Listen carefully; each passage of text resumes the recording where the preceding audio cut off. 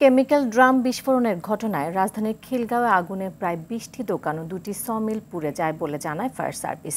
Fire সার্ভিসের পরিচালক lieutenant colonel Mohammad Tajul Islam Chowdhury জানান, ৯টি ইউনিট কাজ করে আগুন নিয়ন্ত্রণে আনে।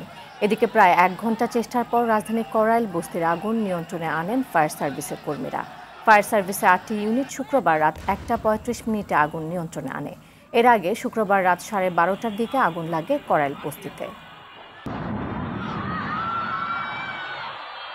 প্রাণপণ চেষ্টা ছিল যে আমরা যেন আগুনটা ছড়াতে না দেই, কারণ এই গ্যারেজ এবং সমিলের আশেপাশে আপনারা দেখে থাকবেন যে ৭তলা ৮তলা হাই রাইজ বিল্ডিং, ১০তলা এসব বিল্ডিং রয়েছে এবং এখানে প্রচুর পরিমাণে বসবাস রয়েছে। এখানে এ পর্যন্ত কোনো আহত নিহত হয়েছে এমন কোনো তথ্য আমাদের কাছে নাই এবং কোনো লোক মিসিং আছে এমন তথ্য আপাতত আমাদের কাছে নেই। আগুনটা সম্পূর্ণভাবে নির্বাপন শেষে একটা প্রাইমারি আমরা তদন্ত করব, তদন্তের পরে আমরা বলতে পারবো সোর্স অফ ফায়ার এবং এটার ক্ষয়ক্ষতি সম্পর্কে।